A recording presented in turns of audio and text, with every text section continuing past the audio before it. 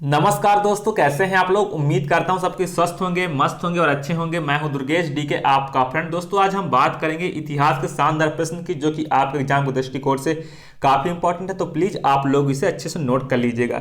दोस्तों क्वेश्चन क्या है इसमें, सतपथ ब्राह्मण में 12 रत्नियों की सूची में कौन वित्त विभाग की देखता था, जो उपज के राजा के भाग का संग्रह करता भी था। 12 रत्नियों की सूची में कौन वित्त विभाग को देखता था, तो कौन देखता था दोस्तों। आप करेक्ट आंसर क्या है, भागदूत। भागदूत इज द राइट आंसर। आप लोग इसे नोट कर लीजिए दोस्तों। अगर हम बात करें, जो भागदूत होता था वह वित्त विभाग को देखता था, जो उपज के राजा के भाग का संग्रह करता भी था। अगर हम बात करें, सतपथ ब्राह्मण में राजा सहित 12 रत्नियों की सूची मिलती है। इसमें कौन कौन है, ब्राह्मण। इसे समानतः सबसे प्रमुख तथा सर्वोच्च रत्नी माना गया है। राजन यानी अभिषेक होने वाला राजा स्वयं। अगर हम बात करें, महिषी मुख्य रानी, और आपका परवृत्ति यानी रानी, जिसका परित्याग कर दिया गया है, जो अमंगल को दूर करने के लिए उनके पास जरूरी था। अगर हम बात करें सेनानी, सेनानी कौन से दोस्तों, सेनानी ना सेना का प्रधान अधिकारी। सूत यानी विषयक इतिव्रत का संकलन करने वाला रथ सेना का नायक। ग्रामीणी गांव का मुखिया। छताय छत्री प्रतिहारी यानी द्वारपाल या शाही क्षेत्र को धारण करने वाला। संग्रहहीता है ना कोषाध्यक्ष। भागदूत आपका वित्त मंत्री, उपज में राजा के भाग का संग्रह करता था। और अक्षपाव आपका क्या था, ध्रुत कीड़ा में राजा का सहयोगी यानी हिसाब किताब का लेखाधिकारी था। आपका आपका जो आपको गोविक कर्तन था, वह आपका मुख्य हकेटक होता था।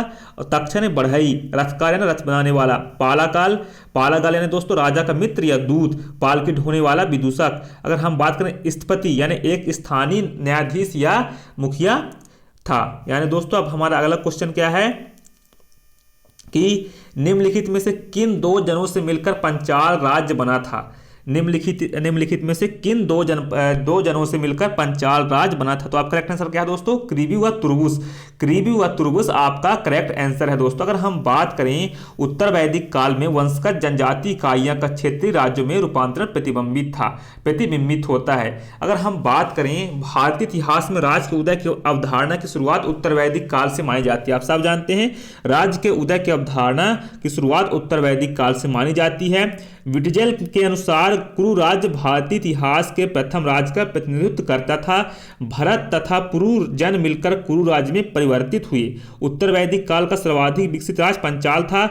क्रीबी तथा तुर्बुस जन मिलकर पंचाल राज्य में परिवर्तित हुए। इसकी राजधानी काम्पिल्य थी, जो अंतर्गत बरेली, बदायूं तथा फर्रुखाबाद जिले आते हैं, जो वर्तमान दृष्टिकोण से अगर हम बात करें तो।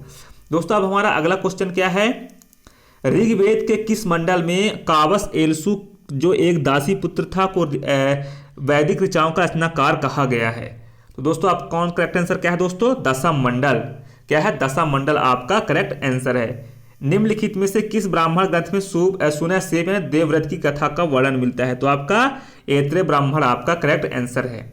अगर हम बात करें दोस्तों, निम्नलिखित में असत्य कथन की पहचान कीजिए। तो इसमें आपका सत्य कथन क्या है, अथर्ववेद में पुत्री के जन्म पर भिन्नता प्रकट की गई है, गलत है ये। अगर हम बात करें दोस्तों, अब हमारा अगला क्वेश्चन क्या है, इसको क्या करना है दोस्तों, आपको सम्मिलित करना है। ऋग्वेद का क्या होगा, ऋग्वेद का आपका होत्र होगा। यजुर्वेद का आपका क्या होगा, यजुर्वेद का आपका अधर्वी होगा।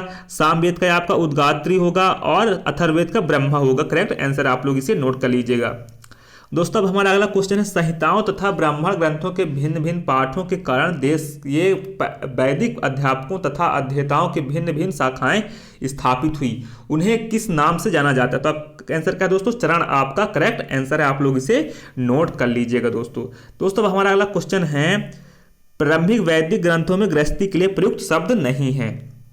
तो क्या नहीं है, अव्रत और ग्रह आपका करेक्ट आंसर नहीं है। करेक्ट माने यानी कि ऋग्वेद में सही कालक्रम क्या है दोस्तों, इसमें आपको देखना है। तो जन, विष, गण, ग्राम, ग्रह, कुल आपका करेक्ट आंसर है दोस्तों। अब इसमें क्या है, असत्य कथन की पहचान कीजिए। असत्य कथन क्या है, ऋग्वेद के धर्म को प्राकृतिक एक तत्ववाद कहा गया है, गलत बात है। ऋग्वेद में बहुदेववाद मिलते हैं ना, 33 देवी देवताओं का उल्लेख होता है, आप सब जानते हैं।